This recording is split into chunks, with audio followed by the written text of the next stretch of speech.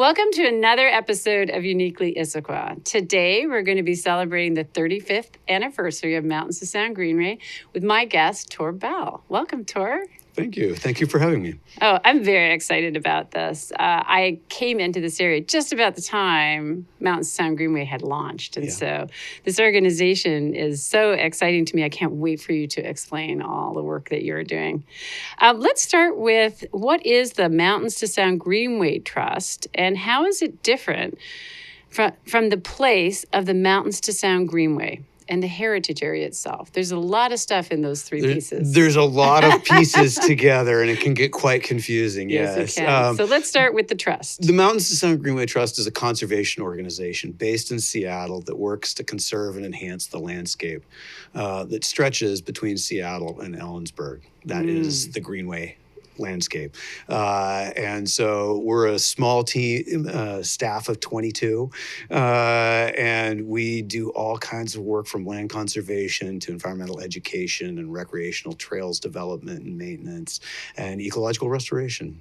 And there's a geography to this. Describe what the Greenway is. Yeah, the Greenway is a landscape that's 1.5 million acres. It stretches Seattle to Ellensburg along the greater I-90 corridor, includes most of the Snoqualmie and Cedar River watersheds, like Washington watersheds, as well as the Upper Yakima.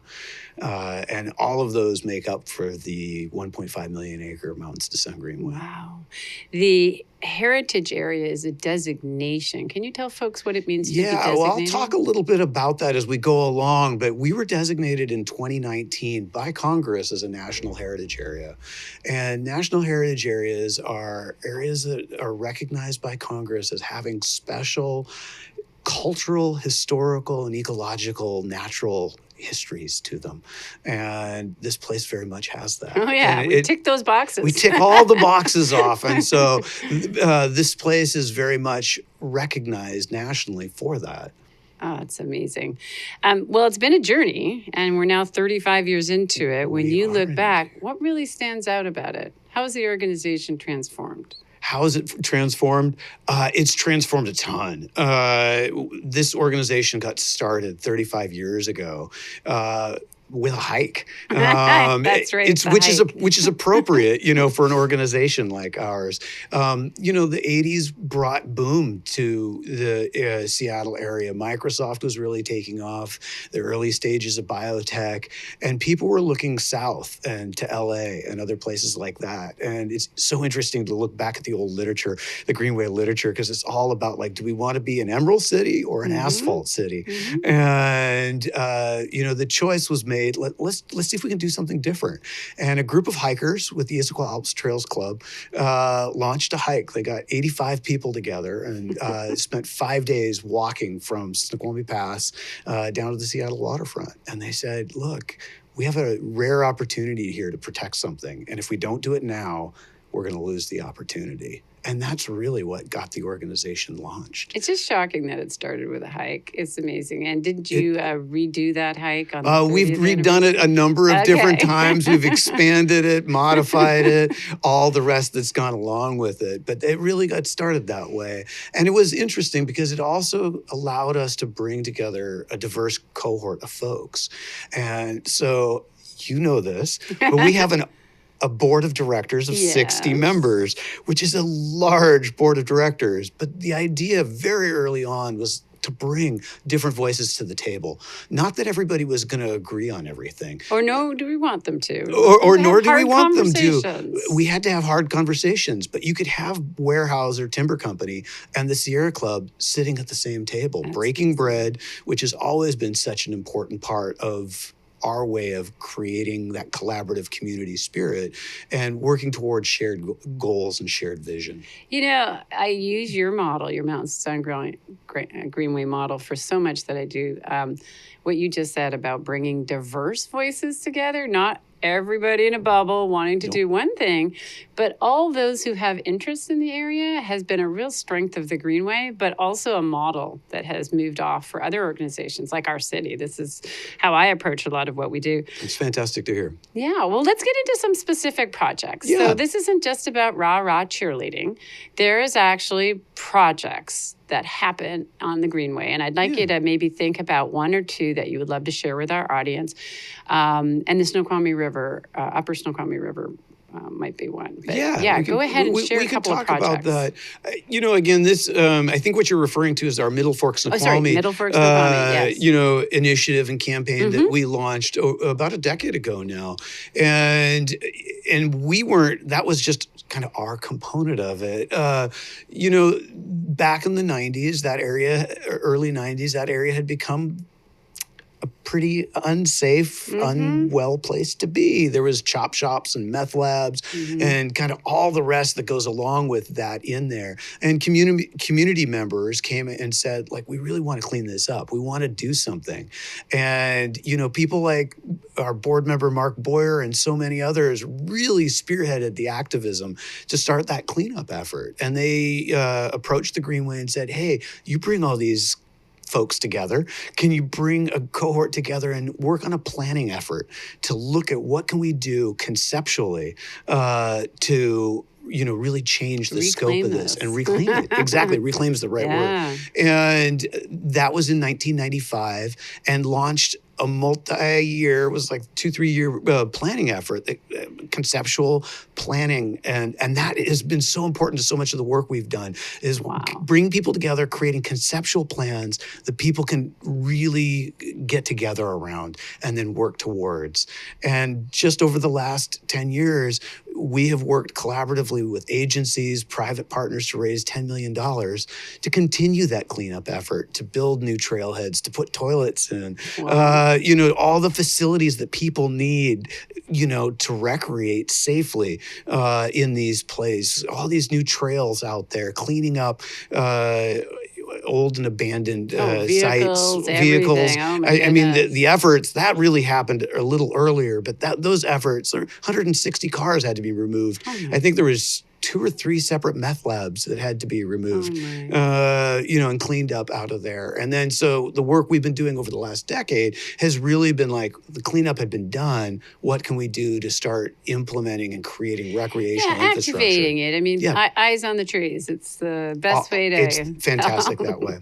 So why does the Greenway go all the way to Ellensburg? What projects would our community here not realize are part of the Greenway projects? We've been really involved with the Teanaway and the Teanaway Community Forest. And we have a staff of 3 that now works out there.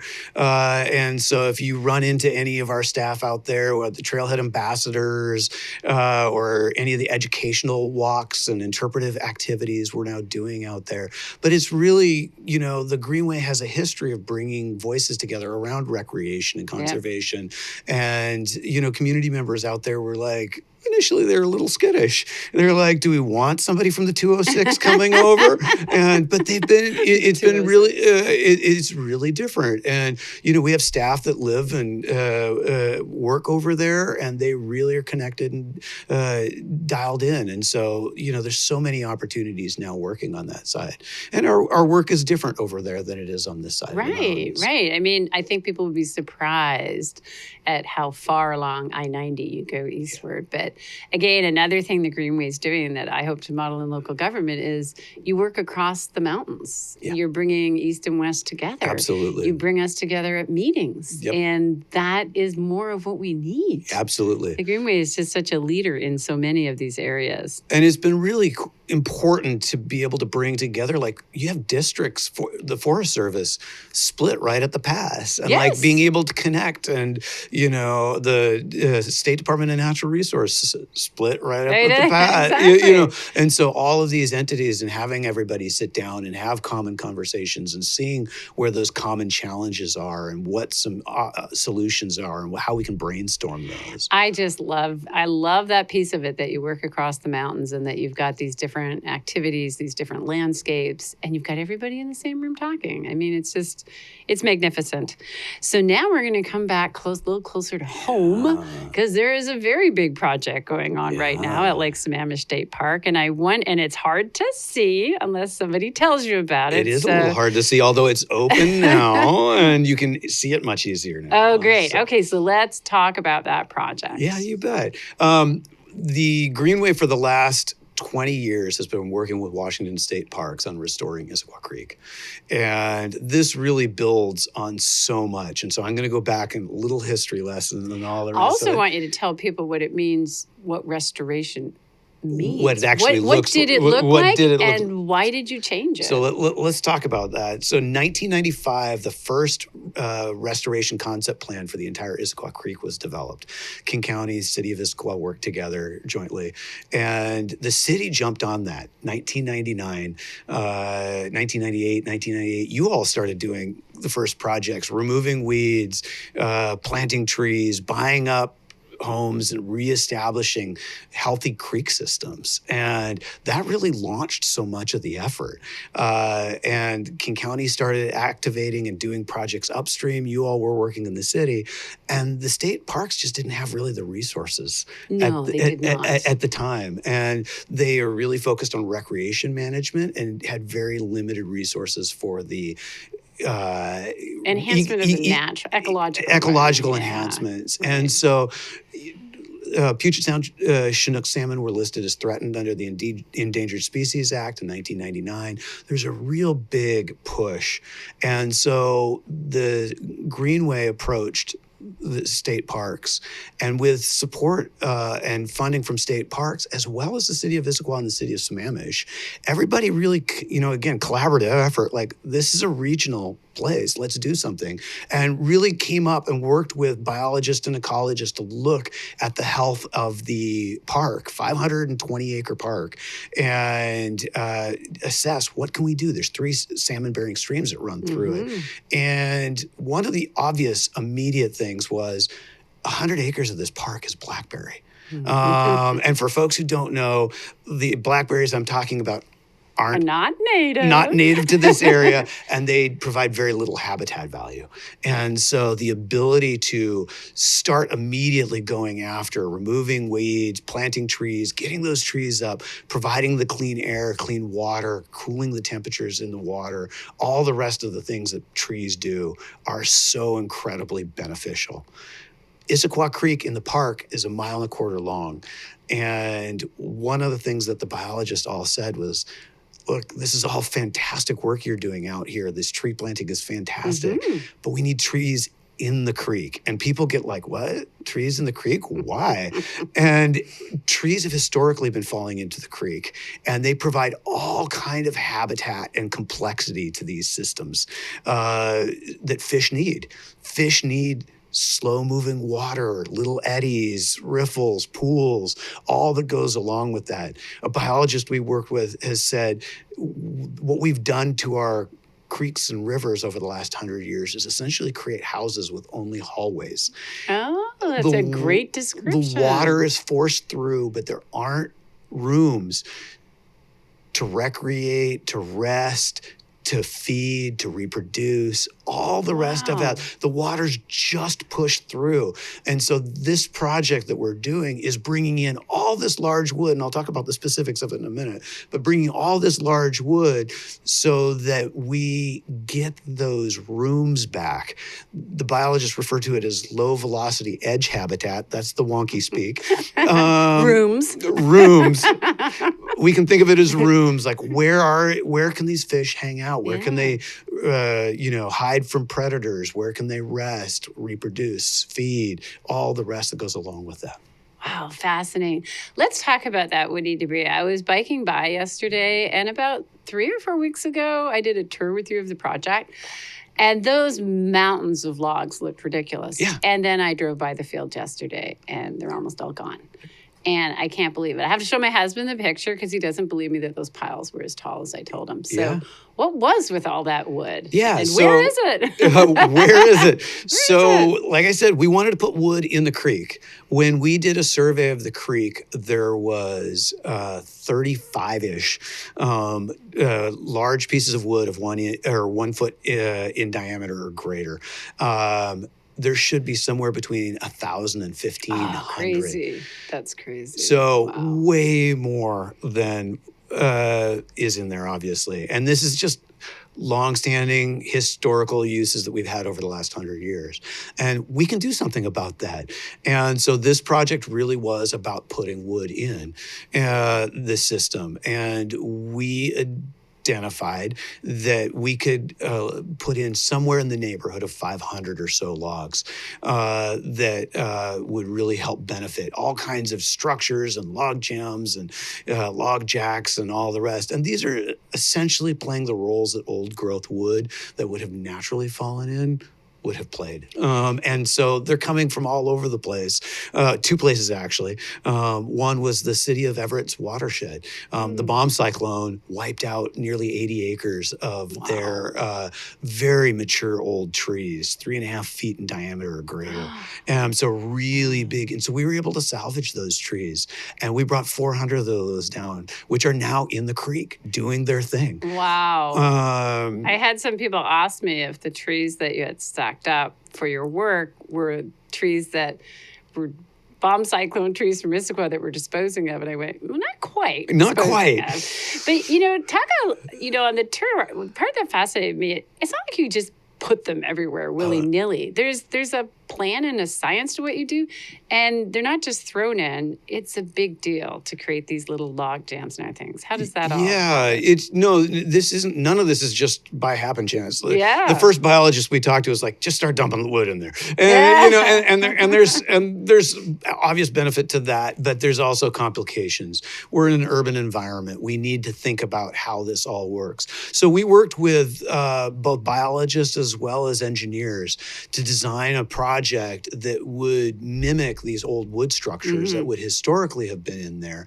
And so they build models of what they want to see go in, and the contractor then goes and develops those in the creek. And all of those features have purposes, whether that's to scour new pools, to move water somewhere. They all have different purposes. And the contractor, I think you know this, but the fish window, we have a very narrow window of work. So what's a fish window? Because I know. What is a fish window? A fish window is the window where the juvenile salmon have left the stream, and the adult fish have not returned. Yes. And in Issaquah Creek, that window is narrow, 2 months. Yeah. So we had 9 weeks to do all this work. Yeah, that I learned about that in some of the environmental work I did as well. I thought, oh my gosh, that is so constraining. But you don't want to be doing damage as you're doing good things. So. No, and we had an incredible contractor that worked really. I mean, the team there worked so hard. BCI was the name of the contractor, a great firm out of Portland, and they just really worked 6 days a week, just moving. Wow. And then on the seventh day, they had the maintenance guy come in and tune up all 7 of the excavators they were running, and the skid steer, and the dump trucks. And all the rest. Nonstop. It's been nonstop. So, what is our completion date? And also, can you tell us a little bit about any challenges that you knew you were going to have to manage, or that popped up and surprised you? Yeah, the project will be completed on Friday. Whee! Yeah, we're out of the water. The in-stream window. Can we do a ribbon cutting? We're going to do a celebration on October 11th. We'll talk about that. Yay! No, on the project, we were out of the water on August 15th. Yeah. And the Issaquah Salmon Hatchery noted its first returners. Oh. 2 Chinook salmon returned on August 17th. Oh my gosh. And so the window is actually pretty accurate. So it was really great. And they've just been doing all the cleanup work, kind of top of bank and all the rest that is going along and just needed at this point. So, and what was the other part of that? Challenges. So Oh. what were you worried about, and how did you deal with it? And what surprised you? Is there a couple challenges that popped in that you're like, oh, we never thought about that? Oh man, this specific project has been going on for 10 years, and we've had all kinds of ups and downs with it. It's a collaborative project. It takes a lot of voices at the table. We've had so much really fantastic input from state biologists and engineers, from the tribes, from the city. You all have been really great, as a partner working through all of this. That all took a little longer than we thought. COVID. We would have liked to have done this project earlier. Yeah. COVID was a real, it slowed Setback. It slowed everything Yeah. down for everybody. And so the project got implemented later. The permits took a lot longer than we had expected. The agencies, this is an interesting project because it's completely voluntary. That's right. Telling us to do it. Nobody's telling us to do it. And it doesn't fit a lot of the normal parameters. And Sure. so, that means that it's unusual for a lot of the permit agencies to see. And so kind of working through those dynamics was also challenging. And most recently, the change in administrations, federal administrations, we had a fair chunk of federal dollars associated with it. And those funds were put on hold for a period of time, and we weren't sure whether we were going to be able to access them. Fortunately, everything has gone through. The project has gone swimmingly, and the team around has been just so phenomenal. That is so great. Well, you mentioned something earlier I'm going to come back to. Yeah. That is that we can see it now. Explain to me how people in the community might be able to go and look at the work that you've done. Yeah, so there are trails. I mean, there are existing trails that had been out there along Issaquah Creek. And, those trails are now open to the public. We've also left 3 specific access points for folks to get down to the water. When we originally created these concepts 20 years ago, I worked with a mentor of mine, Margaret McLeod. Oh, yeah. And her vision was like, we need kids to be able to touch the water and see it and everything else. And that has to be done in connection with how the state can manage it and law enforcement and all the rest, because it's a big park and they only have 2 rangers on, and so really identifying and creating those and hardening spaces that folks can access so that the rest of it can grow healthy and we can continue the restoration work out I'm there. really glad you mentioned Margaret. I unfortunately never met her. Yeah. She's a former city employee, and it sounds like some of her passion and vision was shared with the Greenway about getting people in touch with these spaces. 100%. I mean, she was a personal mentor to me, taking me down to Olympia, teaching me grant writing and grant presentation and all the rest of that. So I worked with her a lot in my early years in the Greenway, and she was very much a mentor, and I think has influenced a lot of people here at the Greenway. Oh, that is just lovely to hear. And I am so glad that there are access points for people to go. Yeah. So another aspect of the Greenway and one of your super strengths is your ability to get people to come out to volunteer. Yeah. How have volunteers helped you in this project? Volunteers have helped over the last, what has it been, 20 plus years.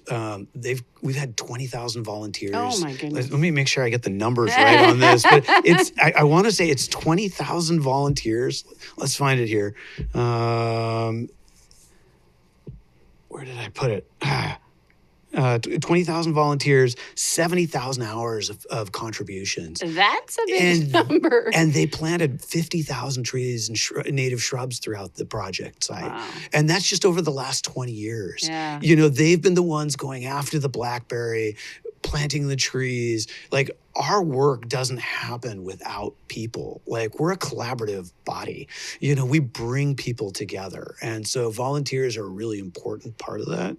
Lake Sammamish is a microcosm of what the Greenway is. Oh, yeah, I totally agree. You guys have created just an army of volunteers, but also some of the happiest people I've ever seen is when I go to a tree planting and their children are there or their parents are there. It's so much fun. Oh, my gosh, it it's is fun. So much fun. It's amazingly fun. My family's participated. It's just a blast. And I will say, we're able to build off an ethic that I don't know that it's unique to the Pacific Northwest, but there's an ethic about outdoor wildland stewardship that I haven't found quite the same way in other parts of the country. Yeah, I agree. And I have had people call up and say, I just moved to the area and I was told I have to volunteer so that I can become kind of part of the club, and so there's that sense of like, this is part of giving back as part of the ethos it is. Here. So Tara, tell us if there's any events coming up that people can participate in. Yeah, we'd love to let folks know about our October 11th tree planting celebration. Every year we kick off the tree planting season October. And on October 11th this year, we're looking for 150 to 200 folks to come out and plant trees with Oh, I us. love that. And I always get asked the question, why aren't we planting the trees in the summer? Why do you pick the fall? Because the rains start back in, and we don't want to do all the work that is required and the expense of supplemental watering. If we can get trees in the ground in the fall and early winter, they'll winter over and then be pretty good to go for the year. So, Tara, I can see your passion. All of this is personal to you. Tell our audience a little about your personal relationship to the Greenway. Yeah, this is absolutely a passion of mine. There's no doubt about that. I started doing my first project work, not as an employee, but as a partner with King County Parks in 1999 and 2000. Former Greenway staffer Doug Schindler launched a campaign, 200,000 trees in 2000. And the idea was to do the largest tree planting campaign in the entire country that year. And he needed partners, and I was one of them. And I fell in love with the organization at that time. Awesome. And we planted all 200,000 of those trees. And so when there was an opportunity to join the team in 2002, I leapt at the chance. And I started working, doing restoration ecology. We were growing the program for the organization, and it was everything I loved. It was the natural world. It was trees. It was restoration and restoring these areas that had been damaged over time. And so I just got so fired up about all of that work. And you raised a family during that time. I mean, I really want people to understand the decades and decades of effort it takes. Absolutely. I think you've heard the story, but, the Issaquah Creek project, that project got started. I was on paternity leave when grant manager from King County called and said, we need you to come out and do a grant presentation. And I took my 4-month-old daughter out, and we did a grant presentation. He gave me demerits for cuteness. We not you, the baby. The baby, my daughter, not me. No, definitely not me. We got our first, I think it was maybe $50,000 to go and start removing weeds and planting trees. Wow. And that launched a project that, we now have over 60, 70 acres under restoration in the park.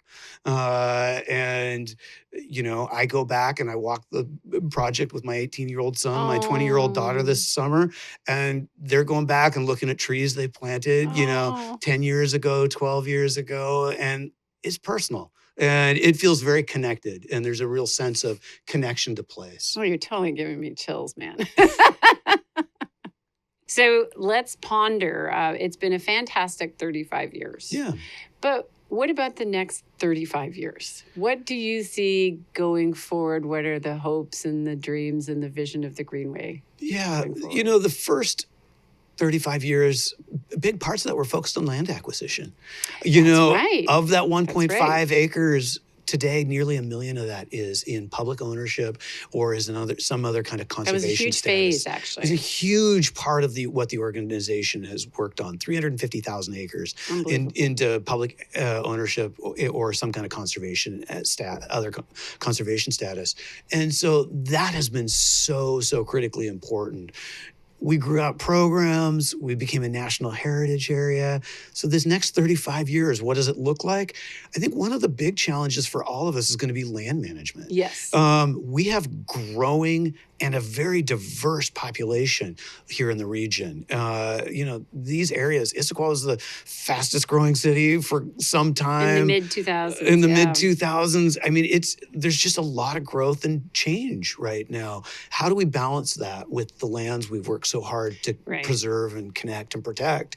And what does that management look like, and how do we support that? I love that. My big fear, since I've been here 3 decades now, is that we will love our land to death. Yep.